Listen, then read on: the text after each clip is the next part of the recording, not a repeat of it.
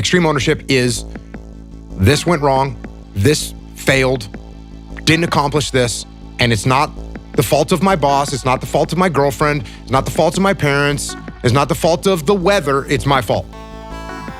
And I'm gonna take ownership of it and I'm gonna fix it. That's what extreme ownership is.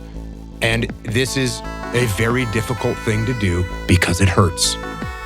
Because when you look around at your life and you look around at your job and your financial situation and your relationship and your physical health, and when you look at all those things and all the problems that you may have with those things, and you say, the reason I have all those problems is because of me, that can hurt. That can sting. And a lot of times our ego rejects that and makes excuses and lies. And then we don't have to change anything. And then nothing changes.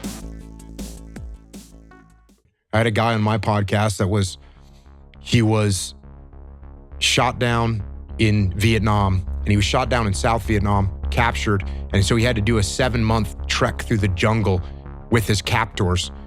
And at one point, he's in a 2-foot tall bamboo cage in the jungle, and he's trying to fall asleep, but he can't sleep because the rats are gnawing at the wounds on his legs, and he's shackled.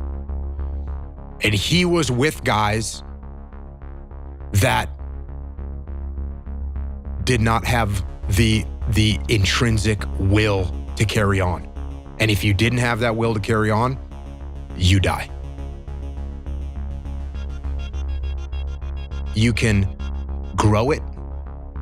If you've got the seed of some sort of fire, you could probably grow and you can get better at it. There's some people that had a will that they were not gonna die. I'm not gonna die, I'm gonna keep going. Anything from, oh, my girlfriend dumped me and I'm gonna prove her wrong, to something that much more significant, which is my girlfriend died and I told her I was gonna do this and I'm gonna do it for her. Both those things, depending on the human being, can be a strong enough why to get through. So again, I would love to be able to, give you this profound anchor that people need to have.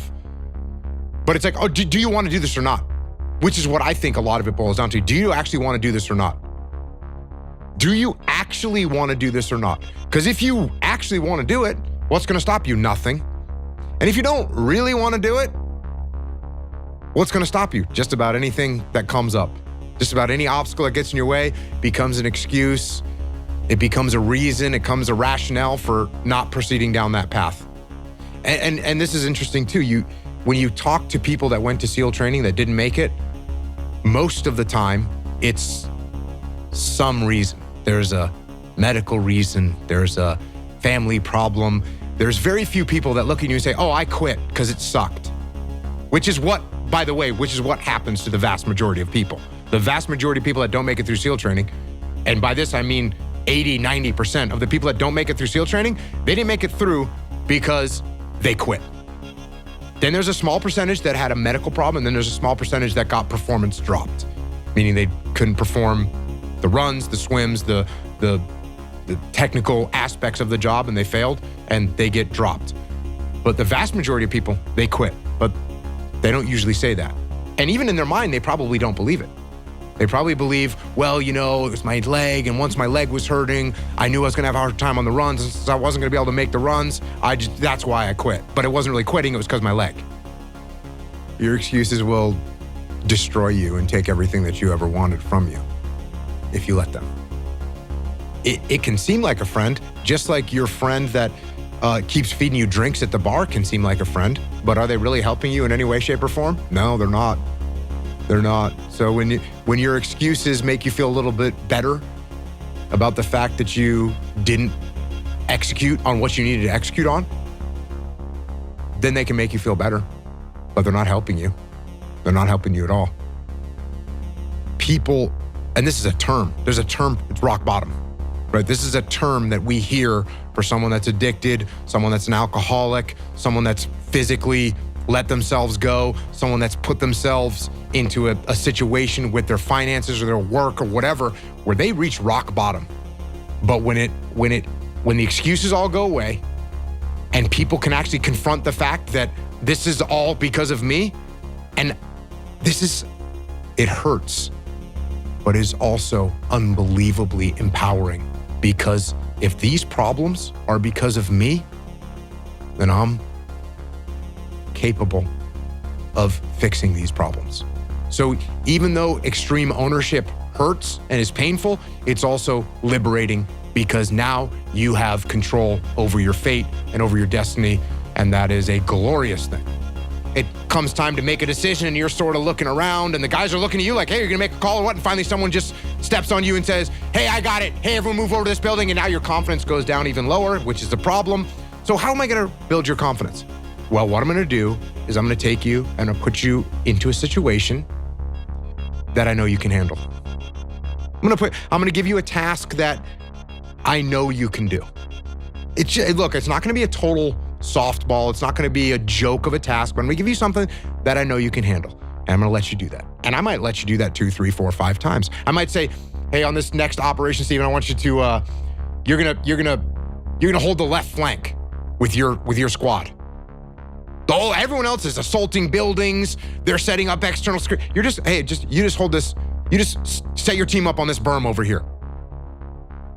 And watch to the north. And look, this is a pretty easy job, all right? And so you go out there, you take your team, you get on the berm, you look to the north. You do a good job. Confidence goes up a little bit. Now look, there was no pressure. You didn't have to make any decisions, but you did what you were supposed to do. And over time, you will become more and more confident, and you're gonna hit some challenges. Train, study, work, practice. Train, study, work, practice. Train, study, work, practice. And eventually, you will increase your confidence. It's basically exposure therapy, right? It's basically exposure therapy, where you expose yourself to a little bit, and this is, you're talking about Jordan Peterson.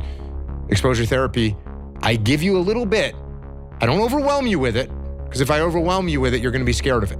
I mean, if you lack confidence and I put you in charge of something that you can't handle, your confidence is gonna go back even further.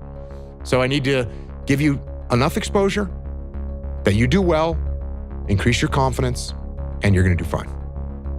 I don't think imposter syndrome is a bad thing. I think if you feel it, it's actually a good indication that you're humble and you have an open mind and you're gonna listen to what people have to say. So that's number one. And number two, if you feel like you have imposter syndrome, if you're going to a meeting and you're gonna get assigned a project, or you're gonna be discussing a project that you're really, wait, should I even be here? Should I be put in charge of this project? What you do is you go into the meeting and you say, hey everyone, I really appreciate everyone coming to the kickoff of this meeting. Hey, just so everyone knows, this is my first time running a project like this. I'm definitely gonna have some questions for some of you that done this before. So if you see me going off track on something and you see a mistake that I'm making, please let me know, because what I want is for the team to win. Okay, there it is, it's on the table.